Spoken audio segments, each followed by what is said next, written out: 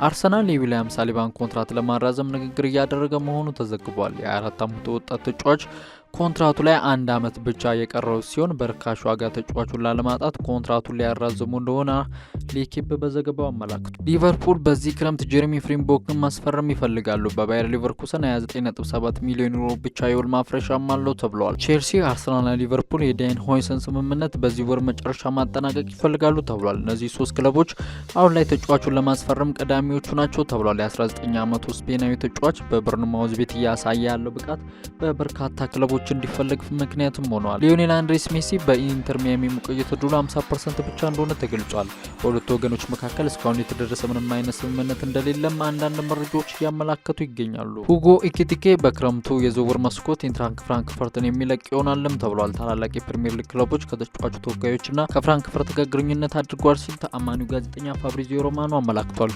ለማንቸስተር ዩናይትድ፣ ቼልሲና አርሰናል ያሉ ክለቦችም የተጫዋቹ ፈላጊዎች እንደሆኑ ተገልጿል። የ29 ዓመቱ የቦሩሲያ ዶርትመንድ አጥቂ ሰርሆ ጉራሲ በክረምቱ የዝውውር መስኮት 70 ሚሊዮን ዩሮ የውል ማፍረሻ እንዳለው ቢልድ በዘገባው አመላክቷል።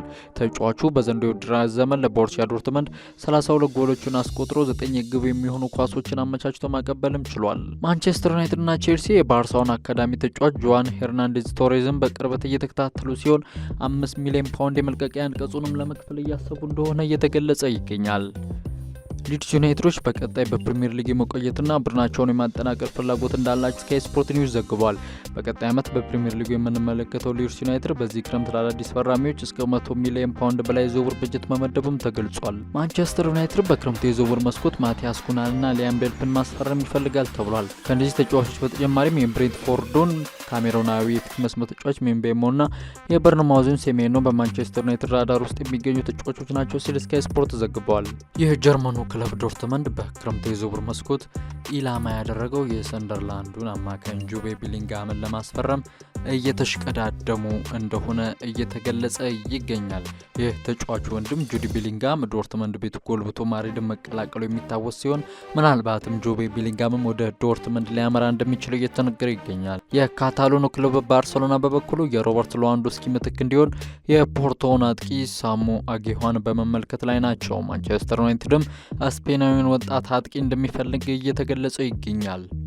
ጁቬንቱስ የአርሰናሉን አማካኝ ቶማስ ፓርቴንና የማንቸስተር ዩናይትዱን የመሃል ተከላካይ ቪክተር ሊንድሎፍን በነጻ ዝውውር ለማስፈረም እየተመለከቱ እንደሆነ ካልሲዮ መርካቶ በዘገባው አመላክቷል። ማንቸስተር ዩናይትዶች አንድሬ ኦናናን ለመተካት ጣሊያኑን የፓሪስ ሰን ጀርመን ግብ ጠባቂ ጂያንሉጂ ዶናሩማን ለማስፈረም 60 ሚሊዮን ዩሮ አሊያም ደግሞ 50.8 ሚሊዮን ፓውንድ ለመክፈል መዘጋጀታቸውን ፊቻጄስ ዘግቧል። አርሰናል ለቪክተር ጊዮኬሬሽ 75 ሚሊዮን ዩሮ የመጀመሪያ ይፋ የዝውውር ጥያቄ ማቅረቡ ተነግሯል። አርሰናል ስዊድናዊውን 26 ዓመት አጥቂ ከወዲሁ በግል ጥቅም መስማማታቸው እየተነገረ ይገኛል። የቼልሲ ራዳር ያነጣጠረው ኤሲ ሚላን ላይ ነው እየተባለ ይገኛል። የቼልሲ አጥቂ ስፍራ ለማጠናከር ፖርቱጋላዊውን የሚላን ክንፍ አጥቂ ራፋኤል ሊዮ ማስፈረም ይሻሉ። ተጫዋቹም በ75 ሚሊዮን ዩሮ አሊያም ደግሞ በ63.5 ሚሊዮን ፓውንድ ሊገኝ ይችላል ብለው ያምናሉ ተብሏል። የሰሜን ለንደኑ ክለብ አርሰናልም የፖርቱጋሉ ኢንተርናሽናል ፈላጊዎች መሆናቸው እየተገለጸ ነው።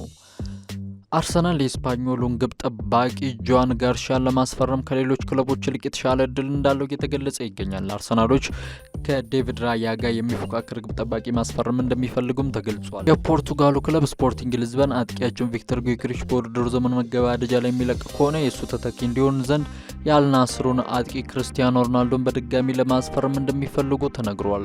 የአርሰናሉ የስፖርቲንግ ዳይሬክተር አንድሪያ ቤርታ በክረምቱ በጣም በርካታ ተጫዋቾችን እንደሚያሰናብቱና ትልቅ ተጫዋቾችን ለማዘዋወር እየሰሩ እንደሆነ መረጃዎች ወጥተዋል። ኒውካስትል ዩናይትድና ቶተናም ሁለቱም ክለቦች የቼልሲውን አጥቂ ክሪስቶፈር ንኩንኩን ለማስፈረም ፍላጎት እያሳዩ ነው ተብሏል። ቼልሲ የተጫዋቹ የውል ማፍረሻ 50 ሚሊዮን ዩሮ ክፍያ ለጥፈውበታል። ይህ ሂሳብ ከቀረበላቸው ተጫዋቹ እንዲለቅ እንደሚፈቅዱለት ተነግሯል።